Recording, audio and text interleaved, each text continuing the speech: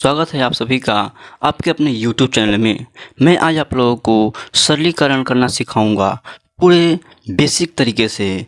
तो चलिए आपका टाइम बिल्कुल बर्बाद नहीं करेंगे, हम चलते हैं अपने टॉपिक की तरफ। तो देखिए बच्चों, यहाँ पे इस प्रकार से क्वेश्चन है, इसको कैसे हम हल करेंगे इसके बारे में आज सीखने वाले हैं।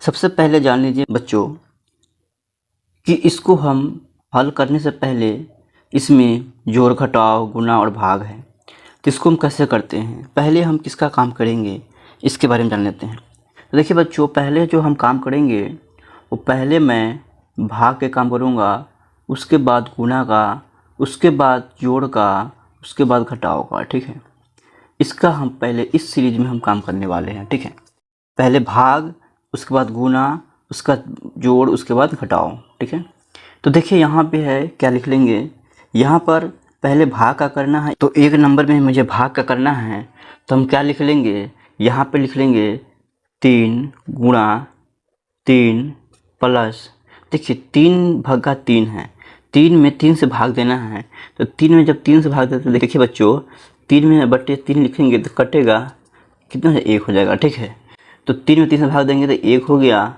माइनस कितना हो गया, 3 हो गया। समझ गए। अब देखिए यहाँ पे उसके भाग का क्या है, गुणा है, तो गुणा कर लेंगे 3 तिहाई 9। ठीक है, प्लस 1 माइनस के 3।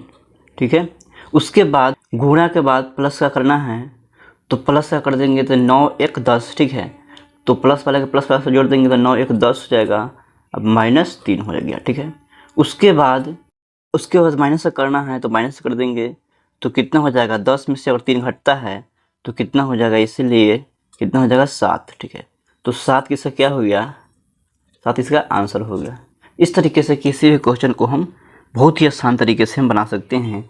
इस रूल को फॉलो करना है कि पहले भाग का, उसके बाद गुणा, उसके बाद जोड़, उसके बाद घटाओ। ठीक है, तो चलिए और क्वेश्चन देख लेते हैं जो आप लोग पूरी तरीके से समझ जाएंगे। तो देखिए बच्चों, इस कैसे बनाते हैं। देखिए इसको जो बनाने के लिए सबसे पहले उसी रूल को फॉलो करेंगे, पहले भाग का, उसके बाद गुणा, उसके बाद जोड़, उसके बाद घटाओ। ठीक है, घटाव को सबसे अंत में करते हैं। 20 में अगर 5 से भाग देना है, देखिए यहाँ पे क्या है, 20 में और 5 से भाग देना है, तो 5 से 4 बार में कितना होता है, 20 होता है। ठीक है, तो कितना हो जाएगा, यहाँ पे हो जाएगा 4, प्लस है तो प्लस दे देंगे, 20 है तो 20 लिख देंगे, माइनस 5 गुणा 5। ठीक है, समझ गए।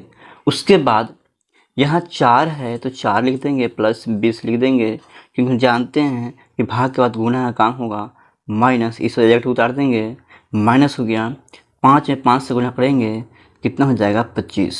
ठीक है, उसके बाद अब गुणा के बाद जोड़ का काम करना है, तो देखिए 20 और 4 कितना हो जाएगा, 24। ठीक है, 20 4 कितना हो जाएगा, 24। 24 अब माइनस क्या है, ये 25। समझ गए, 24 हो गया, 20 और 4 24 हो गया, माइनस 25 है तो 25 लिख देंगे। अब क्या करना है, घटाव का काम करना है, तो देखिए 24 प्लस में है अब और माइनस में 25 है, तो 24 में से 25 नहीं घटेगा, तो 25 में से 24 घटेगा, तो 25 में जब 24 घटेगा तो चिन्ह क्या होगा, माइनस का 1 का होगा। क्यों, क्योंकि बड़ी संख्या के साथ माइनस है। ठीक है, इसलिए इसका आंसर जो हो जाएगा वो हो जाएगा माइनस के 1। ठीक है, इस तरीके से कोई भी क्वेश्चन को हम बना सकते हैं। एक और एग्जाम्पल देख लेते हैं जिससे आप पूरी तरह से आप समझ जाएंगे। तो देखिए बच्चों, एक क्वेश्चन हम किस तरह से बनाते हैं, इस चीज़ को आप लोग बहुत से ध्यानपूर्वक देखिए।